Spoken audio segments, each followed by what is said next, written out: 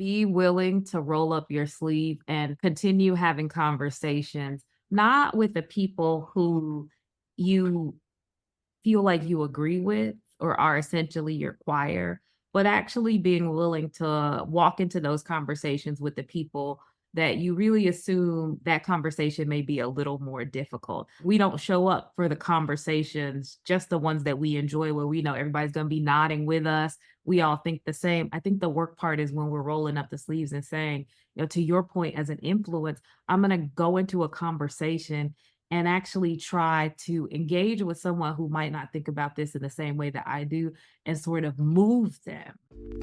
Have you ever noticed that some of the best ideas come from unexpected places?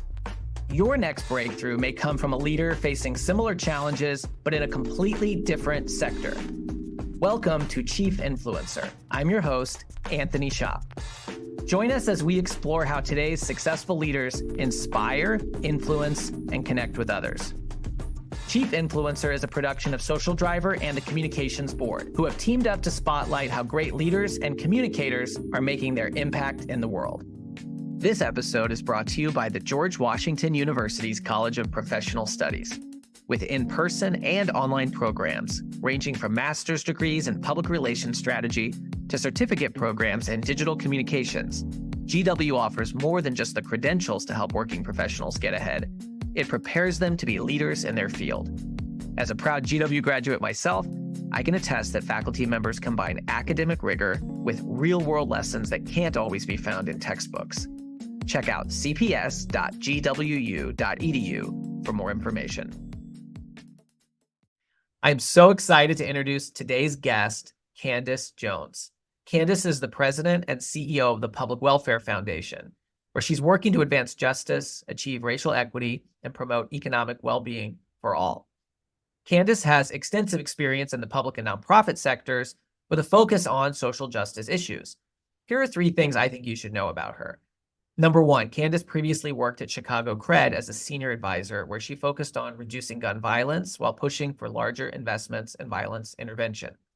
Number 2, Candice was director of the Illinois Department of Juvenile Justice, and during her tenure, she pushed significant reforms that reduced the number of youth in state custody. Number 3, Candice also served as a White House fellow, managing a portfolio within the U.S. Department of Education that included developing education strategies for correctional institutions and initiating a plan to reinstate federal Pell Grants for youth and adults in custody. Candice has a passion for philanthropy, youth justice, and criminal justice, and we are thrilled to have her as a chief influencer. Welcome, Candice. Hi, Anthony. How are you doing? It's good to be with you. Well, it's great to be with you too. And I am really excited to dive in because, as everyone could hear from your introduction, you don't choose the easy issues to focus on in your career. You work on a lot of tough but really important topics. Yeah.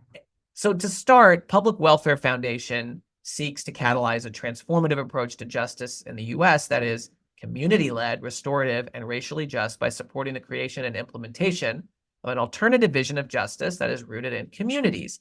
Yeah. I wondered if you could unpack that for us a bit and tell us, who do you need to influence to make that vision a reality?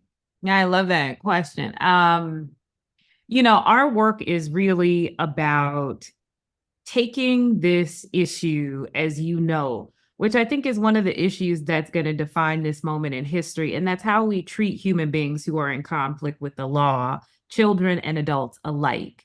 There are all these sort of great historical philosophical quotes about sort of like how society's being defined by how they treat, in some respects, the least among us. And I think there's a huge statement in society on how you treat those people that we think have been adjudged as doing something wrong.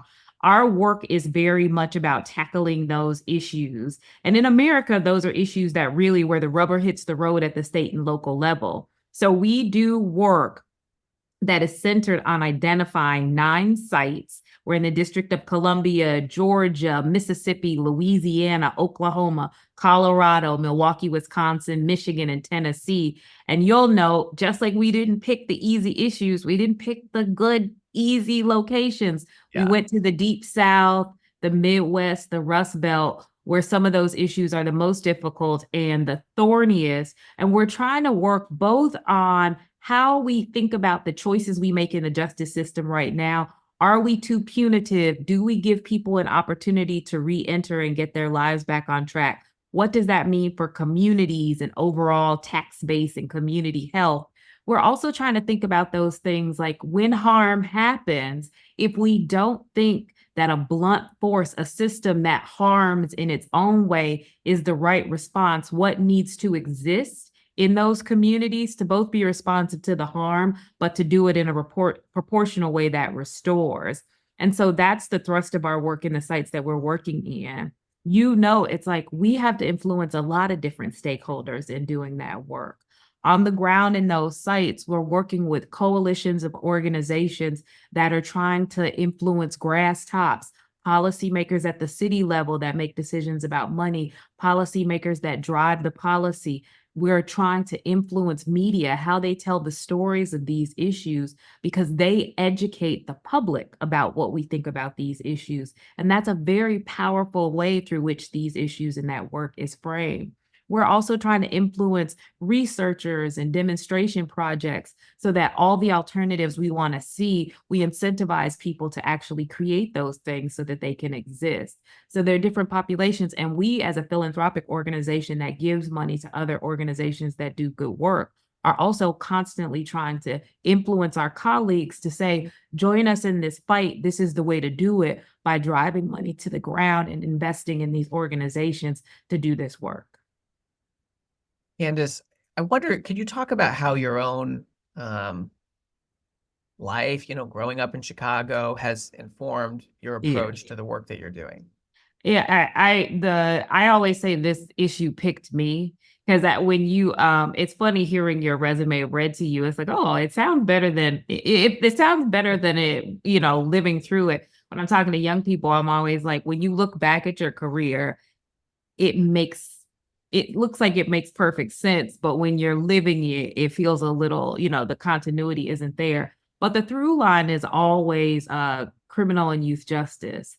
This vision of the world that I think I had, even as a young person growing up on the west side of Chicago, I feel like this issue chose me because I saw really as a little thing the impact of the justice system on my community, on my loved ones. All of a sudden getting to this age where there was a really clear realization in my mind that people could just be snatched out of your life in a way that you didn't quite understand and came back with, it feels like, little pieces of them taken away. And so I wanted to go to law school early and just be able to sort of like fight against that, to protect the people I love, to protect the communities that I've loved. And I think it's really shaped the focus of my entire career.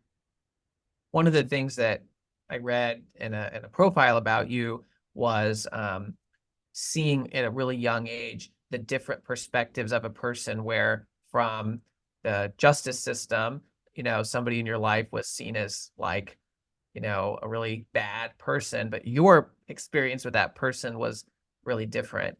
And I wonder if that's just sort of an important perspective to bring to influence, is recognizing all of us and anybody that we're working with and trying to influence sort of has those multiple perspectives from others. I don't know. I'd love to hear your thoughts on that.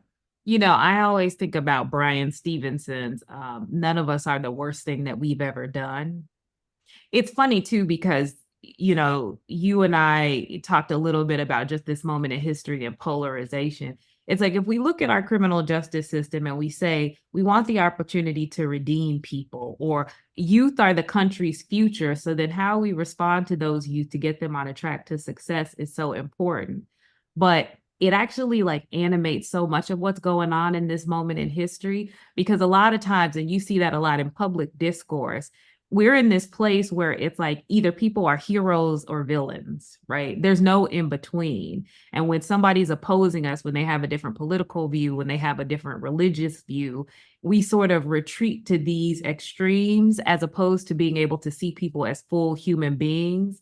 and see all the nuances. Like I might disagree with you on this, but there might be some other topic or some other things on which we agree. And I think that ability to see our neighbors, other citizens as whole human beings need to extend to people in our justice system, where it's like, you're not the worst thing that you've ever done. And I still can see your capacity to be redeemed and be a functioning part of our society. And so I think there are a lot of ways that bubble up, both in the way that we all sort of show up in our lived experience, but certainly if we get better at it in that way, it would extend to how we sort of treat and deal with people who are in conflict with the law. Yeah, I'd love to maybe even go a little deeper on that, because I think so many leaders right now are struggling with the partisan, polarized world Yeah. that we live in. And often they may be trying to do things that they think are, going to be great for their organization or great for society.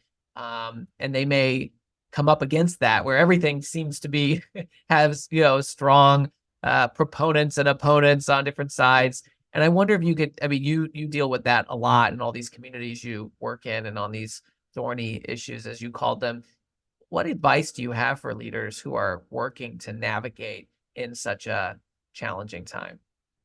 My advice is always be willing to roll up your sleeve and continue having conversations, not with the people who you feel like you agree with or are essentially your choir, but actually being willing to walk into those conversations with the people that you really assume that conversation may be a little more difficult. I was recently in a conversation with a colleague, where the colleague was sort of like, essentially, well, I don't think this person disagrees, agrees with me. And so I don't know that I want to participate.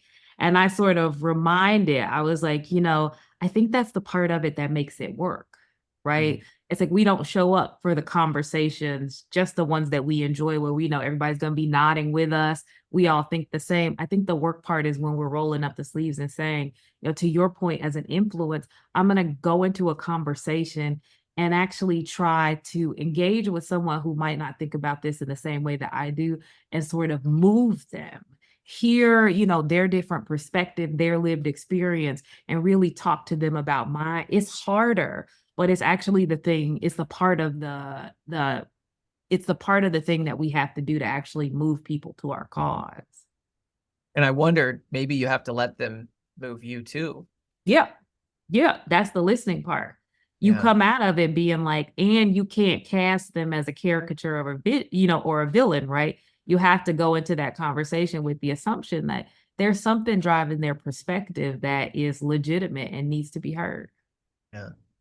Well, so speaking of the times that we live in, every organization I know is having to evolve and adapt and change. And, Yeah. sometimes dragging people kicking and screaming, but, it's like the world changes and you got to change to meet the moment. Yeah. I know that under your leadership, um, PJF has undergone an evolution.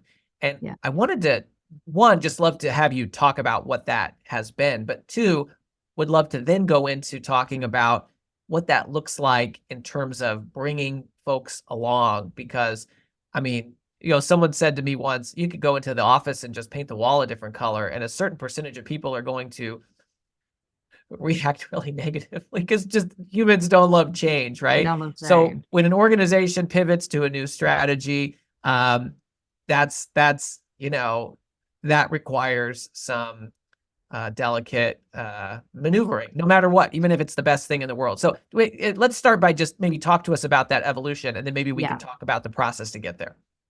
I came on in 2017, and the organization did incredible work, hadn't gone through a strategic planning process in a while, hadn't just sort of stopped and had an inflection point to say, what are we doing in the world? And the interesting thing about all of us, right, to your point, we live in a dynamic world, and we're living in a world in a particularly sort of dynamic time. So the idea that sometimes you just need to stop and sort of be like, what's happening? What are we doing? Is it working? Is it greatest and best use?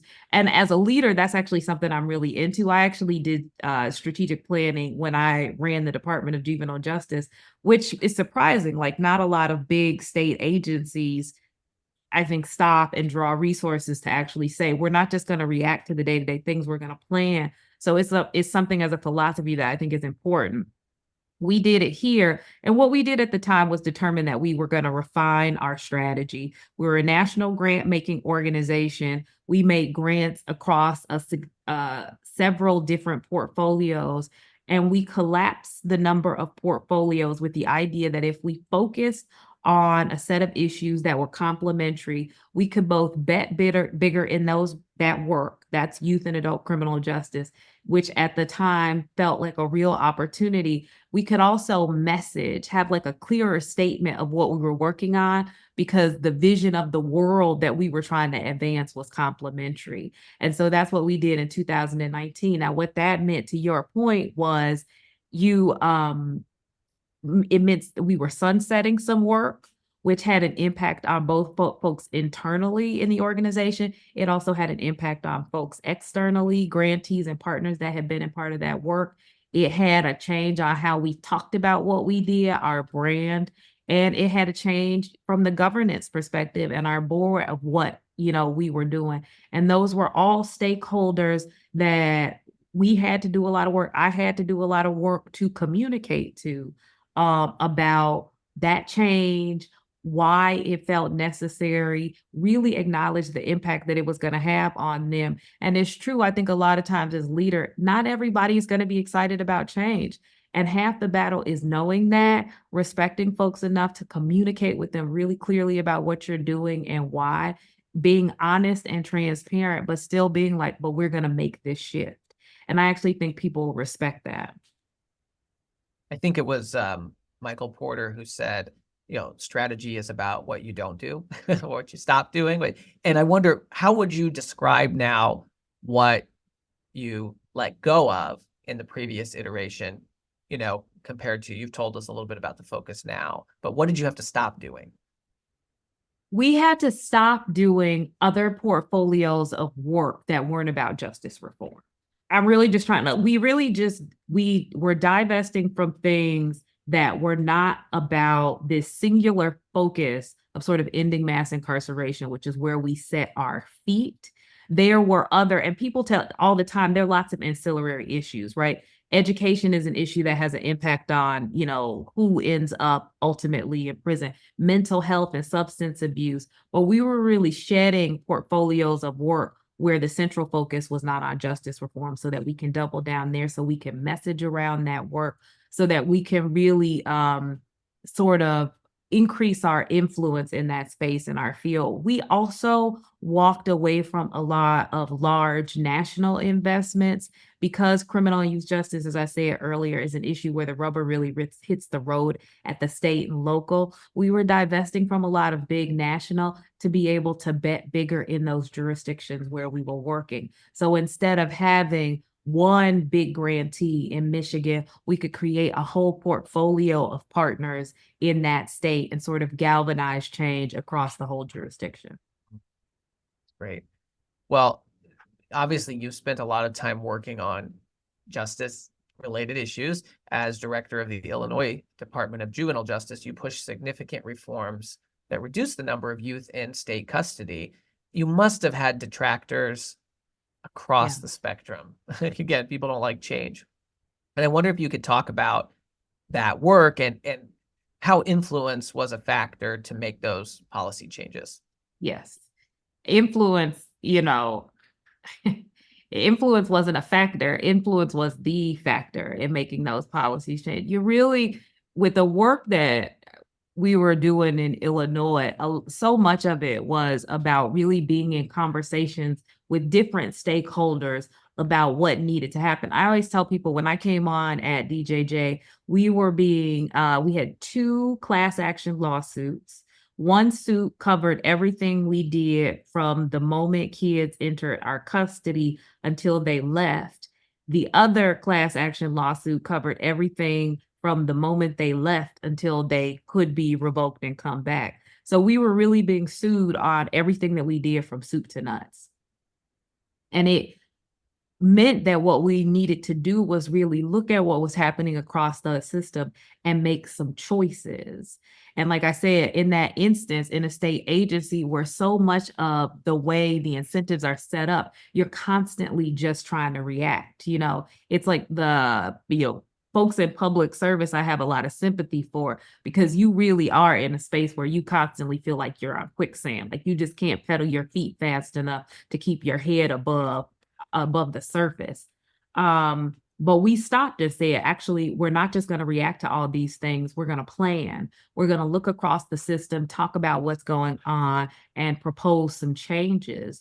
And we came together with a package of pretty significant changes.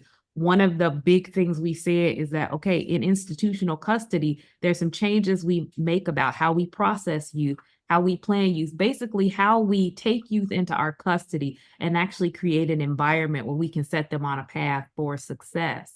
The other big thing we said was there are tons of youth coming to this system that shouldn't be here. We are actually exponentially increasing the risk of some youth by taking low-level youth from jurisdictions in the country and putting them with higher risk youth, which only increases their risk over time because you're increasing their antisocial factors as opposed to their pro-social factors. And so we needed to focus on that through policy change. And then we looked at our post-release system and said, way too many youth are coming back for things because we're not clear with youth about how to define success on reentry. We're violating youth for what is otherwise normal adolescent behavior. And that's drawing our resources not to be able to focus on those youth that are really at higher risk that we actually should be supervising more heavily. And all of those things, as you can imagine, Anthony, it's like I say them in a couple of sentences, but it actually meant a lot of significant changes in the system, both in how we operated internally, but how things were articulated in law and policy.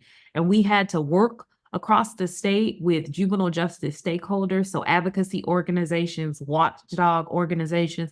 We had to literally bring those organizations in and sort of explain to them, this is what we're doing, these are the choices we're making and why.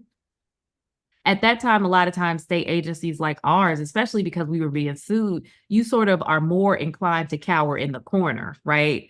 Like you don't want to meet with people because you don't want to get sued for something. You don't want to ask them questions or there are things you can't disclose.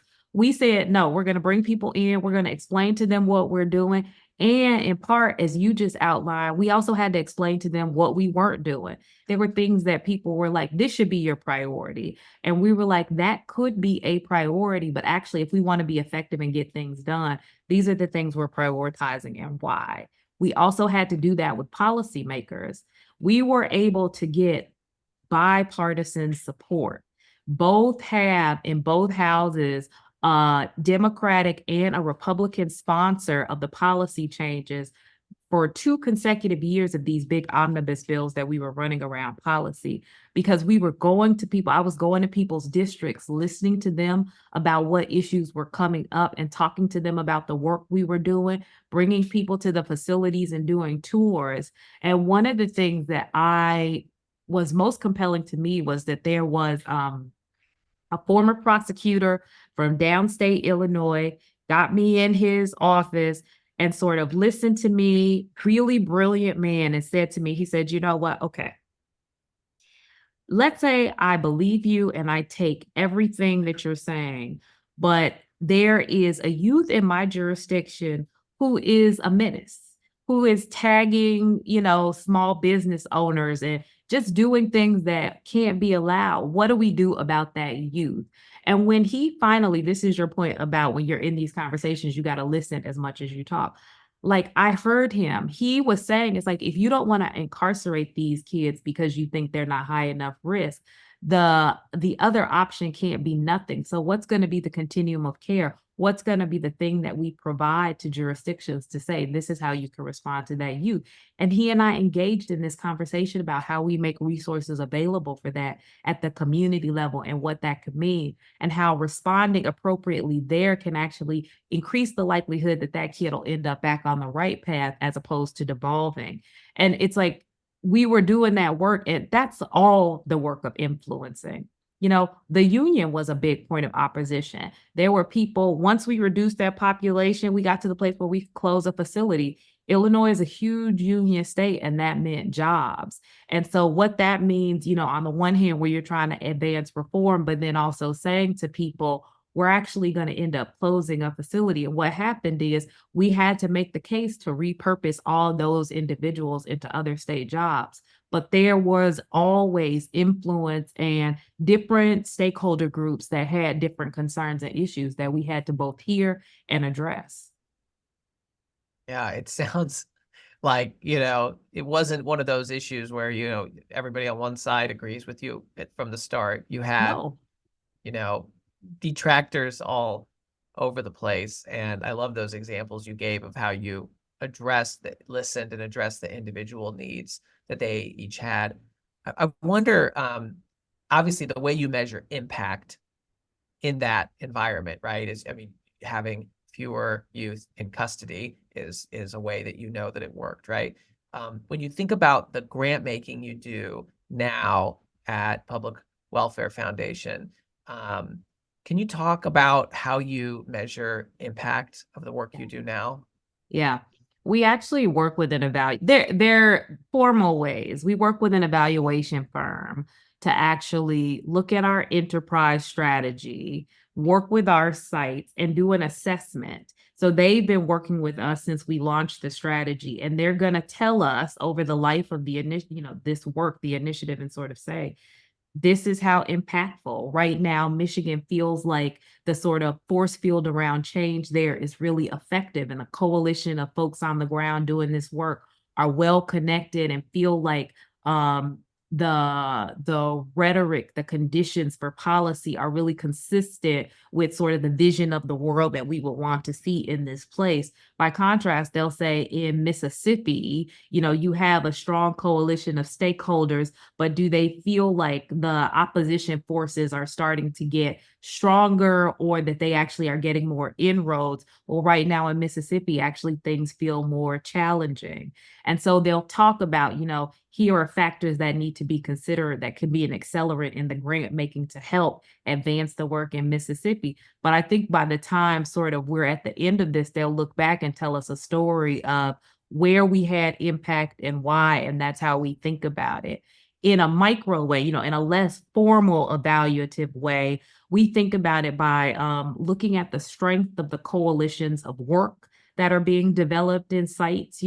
We've been investing in justice reform and youth justice and emerging adults in DC, looking at the strength of those coalitions, how they're better networked, the strength of reporting here, the nuances around those issues. But at the same time, you have to balance that with what could feel like near-term retreats on these issues when the winds shift and we sort of get back to a tough on crime.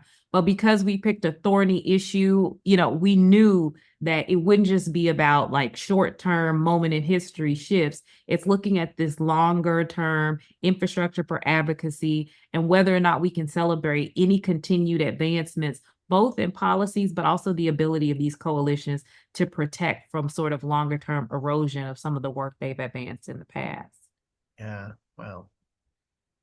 So switch gears a little bit here. Candice, how would you define your leadership style?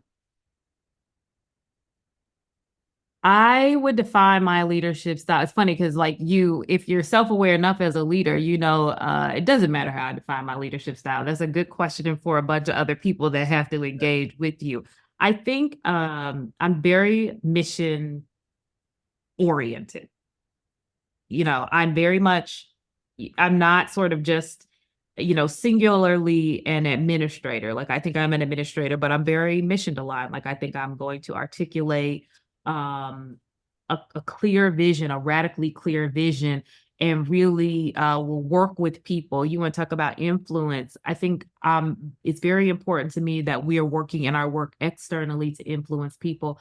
I also think it's very important to me constantly that internally you as a leader are keeping people focused on mission and the vision. And as a leader, I think I'm very clear on that. Like I'm radically clear on the vision. What's the North Star we're pointing toward, and constantly reinforcing for people that star. I think I am very organized. I'm not sort of like the, messy all over the place leader. Like I'm organized, I'm clear, I'm timely, like I'm that kind of detail oriented person. Um, I like to think my colleagues have said I also am a boundary setter and protector. I'm going to be at work when I'm at work. I'm going to work really hard. I think that goes to the organization. But when I'm not at work or when other people on my team are not at work, I expect them to be living their lives. I always tell people I want you to have a rich and full personal life, in part so that you can live out your personal life. And then when you show up for the work, be fully vested to the time that you're given to it. So, Well, along those lines, you were profiled recently, and the title was "Success Will Come, but Be Sure to Take Care of You." And I wonder, what advice do you have for leaders around that? That can be really tricky in a yeah. always on society, Yeah. and also not just for them, but for their teams. Yeah. I have been that sentiment, I think, is the result of evolution. So I think that's been good. I definitely early in my career, we talk about the time I spent at DJJ, was a person that was working on sort of like a trajectory of burnout. Now, I'm not a person that feels like you can establish perfect work-life balance in every moment, but I do think you have to establish it over time. And I think earlier in my career, I just didn't get it. I had been trained by people who were like, leave it all on the dance floor, right? But you got to figure out how to dance long enough, right, to get to the end of the night. And so I think as I've grown, I'm much better, much more cognizant of this idea that it's like you can leave it all on the dance floor, but mostly that means sometimes you got to leave it. You got to be like, this is the part I'm doing in work, but then I'm going to leave and go take a vacation or go exercise and be concerned about my wellness. And that's something that we try to do here, like I said, by protecting the space and the boundaries of people. We want to have a space that's inhabited by work, but also give people the space to have a life. We also we try to build in events both where we can, we built a gym in the building to be like, everybody go be well for absolutely free whenever you want. And if that's at 10 a.m. in the morning or at, 6 o'clock in the evening after you're done with work, whatever you need to do to sort of restore a little bit. And with our grantees a couple of years ago, we did, for example, wellness grants. We gave grants to the organizations to say for each one of the staff on your team, give them a stipend so that they can take care of themselves. And the organizations and individuals got to define what that need was for themselves. So I think it's a lot of ways in this moment in history in particular, we need to be thinking about that. Because I think coming out of COVID, we're all still trying to redefine what living is. And I think it's particularly has us all questioning how to think about wellness. So I fancy myself not a guru, but definitely somebody who's thinking about it a lot more. Well, one thing that came out is when you talked about the boundaries you set. I think, it's if a leader says, hey, we need to set these boundaries, and then they're, emailing everybody in the middle of the night and they're always responding stuff, it sets a tone of, well, I guess that's what I have to do to be Yeah. a leader. And so the way you describe, setting those boundaries for yourself and leading by example, Yeah. occurs to me that that's an important lesson to take away. Yeah. No, it's important. Now, I want to talk a little bit about, we've talked about influence on the outside with external stakeholders, but I know across your career, you've had to influence stakeholders on the inside a Yeah. lot. And I wonder if you could talk about that. You have many examples of it, but we haven't talked much about your work in the Department of Ed yet. So that might be one place to start there. Yeah. I mean, you always, especially when you're doing public service or government, you're playing this inside baseball game. And I think I always say to leaders, you want to have some reverence for the thing that you're doing, which is just sort of like I walk into a place, I make no assumptions about my knowledge of it. Because what I always tell new leaders that nobody knows a place until they get in it. I was just talking to someone who just started running an organization recently, and they were like, I knew the organization, I worked with them on the outside, but it just feels very different. I'm like, it always does. You don't know it till you get in it. And having some reverence for this idea that I'm going to have to learn this place, how it works, what are the levers you need to pull to get stuff done.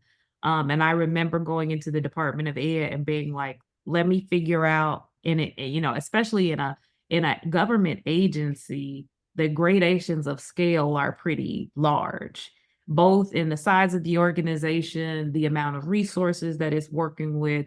And so it takes some real sort of like, let me understand how this works. And I literally was meeting with people, listening to them about work that they had done. I remember having someone pull for me a statute, like this principal statute about what choices we made about youth in custody and their access to educational services. And I mean, that statute was like this thick and being like, okay, this sort of Byzantine federal statute and sort of having to go through it and really just have some reverence for like, these are the things that dictate before being like, okay, this is how we may think about shifting those things to get to where we want to go. Because until you understand sort of like how things work, how people are making choices about it, sometimes you can feel a little tone deaf when you come in and just be like, we're going to change these things. And so I want to make sure I have reverence for that. And that was a big part of the work at Department of Ed. It allowed me to be able to say, okay, here are allies, here are people who understand the change that's necessary. And it allowed me to be effective in figuring out how we can do some things.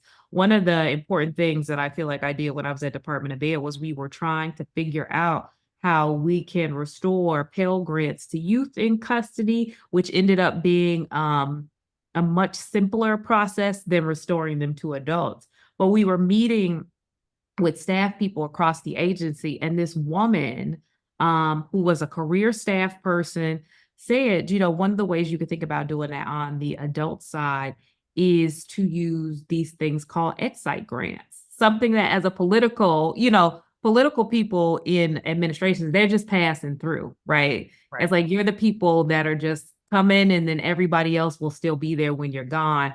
And she was like, there are these things called excite grants, and it allows you to experiment around an issue or a cause. And but for this woman, her knowledge of the systems, her knowledge of the possibilities, we wouldn't have had the seeds of that idea, which later became what the department actually did that laid the foundation for the restoration of Pell. And so all those things are really important as a foundation to be able to make the case. Without doing some of that work inside baseball, you don't get to that big public end. Yeah. It's I can imagine coming into a government role in particular, how challenging it is to get up to speed, like you were describing, this like gigantic statute, and having the importance of understanding that to do it, and building And those that's a allies place of the where, people. Go ahead. well, that's also a place where, when you think about like work-life balance there wasn't a lot of balance then, right? Because part of what you're saying is that I'm making the sacrifice in this moment to be able to get something done. And so it's why it's so important to be like over a lifetime you're doing it. Because I spent some nights in those early months there trying to get through that statute. Yeah. Well, and what strikes me is there's that roll up your sleeves, right? Understand the statute, but then by building those relationships and partnerships with others who have that institutional knowledge, that's where that idea came from that person who said, hey, here's maybe a way that we can do this. And, that helped you achieve something really big, which was restoring Pell Grants to a population that had not had access to them for some time, if I understand that right. Decades. Yeah. Wow. I know you really are passionate about mentorship, and that's a very important type of influence, right? Yeah. Helping to bring people up and share your expertise and knowledge with others. When I was doing research on that, I came across a piece you wrote called Black Women Leading. And I wondered if you could share some of the lessons that you wrote about there. One I just thought I'd call out is there were several comments from people who read that who really liked your lesson around working with people, not titles. And so maybe we can start there if you don't mind. Yeah. One of the things I always say in this sort of when you work in politics, but it's anything, we're also in this moment in history where it's like we love a shiny thing. And I think that's true of people. We love the big title. And I remember when I first moved to DC as a White House fellow, I'd never been in a place, because I'm Midwestern, right? And I'm like, my family's Southern from Alabama. I grew up in Chicago. And so I came here and I'd never been at a place where it's like you're at any event, and the first thing someone asks you is, "Where do you work?" And I'm Yeah. like, "Oh, I work at the Department of Ed." And it's like, "Yeah, where do you work in the Department of Ed?" And it always felt so curious. It's like, "You wanna get my name first?" But there's this sort of, it was a little bit transactional. It's like, I wanna know if it's sort of worth the investment of my time. And I think it's just important, in institutions to be like, work with people, not titles, both because I think how you engage with people with the big titles, like I've always been both a really straight shooter. Now, by contrast to you, I'm also going to do the work. Like, I'm going to have read the statute, have prepared the thing, but then I want to go in there the with everybody, the team of people across the organization, and with the title secretary, and sort of say, look, this is one of the opportunities. I'm always going to be really frank about what some of the costs are going to be. One of the things I find when people are briefing people, it's like, lay out what you think are all the oppositional forces and the costs right up front. One, because you need to have assessed them, because everybody needs to be planning for that. But anybody you're briefing needs to do that. And just sort of treat that person the same way you treat the woman in the meeting who gives you the great idea about the Excite grant, because you can learn something and really sort of do great work as a result of both of them. So I think it's important. Yeah, that's a good lesson. Any other lessons you'd want to share from mentorship or from that The article? other ones is just that when we were talking about, have reverence for the thing that you're doing.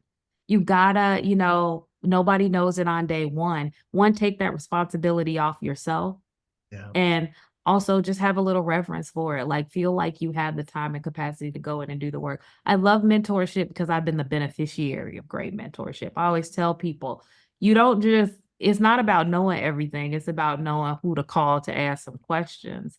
And so, like, having a great kitchen cabinet of people as a leader is invaluable. And I definitely, throughout my career, have benefited from a extraordinary amount of absolutely free counsel. Yeah, that's great. Last thing I want to ask you, Candice, you've mentioned to me many times before that, hearts and minds campaigns are so important, and you've been involved with so many of them on the inside and the outside. Wondered if you could talk about what you know now about influence and winning Yeah. over hearts and minds that you wish you had known earlier in your career. Ugh, what I know, um, I wish I had known.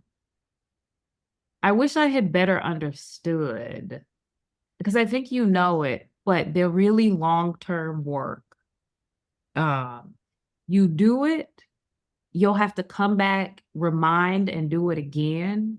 You'll go away, have to come back, remind, and do it again. And I think wish I had a better understanding of that when I was earlier in my career. I think on the issues of youth and adult criminal justice, that's particularly true. And I've seen that in my career over the shifts of, like, we're having a really good accelerant moment. Oh, we're in a moment of backlash. We're back in a good accelerant moment. We're in a backlash. And just remembering that we've signed up for long-term hearts and minds work. Over the course of my career, I think people, Americans, have a much better understanding of some of the issues and flaws and fundamental injustices in our justice system than they did when I started my career. And even though we're in this moment of backlash, I constantly have to pull myself out and look over the scan of my career and remember we've still made progress. And it's okay to still feel like in the near term you have to engage with people, educate, keep moving them along, because that's actually how progress happens. It's not a clean line. And I just wish I had a better understanding of that when I was young, because I think you don't have as many issues of, like, burnout. It's not like you're going to get it all done in the first 24 hours and then be able to go home. I always say it's like everybody loves that Martin Luther King statement that the arc of justice, the arc is long, but it bends towards justice. We like it because it bends towards justice, but we forget the long part, and I think take for granted all of the work that's happening in that long arc.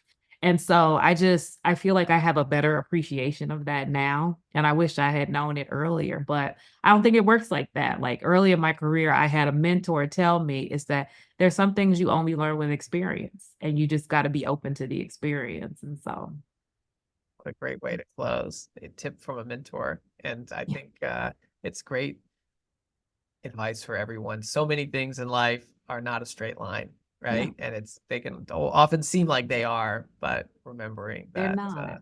that they're not. So, well, Candice, it was just such a pleasure to speak with you today. I think we Likewise. learned so much from you and your incredible career about influence and on the inside, on the outside with various stakeholders. I just was a lot of great nuggets of wisdom. So thank you very much for spending time with us and congratulations on your recognition as a chief influencer. Thank you. It's good to be with you.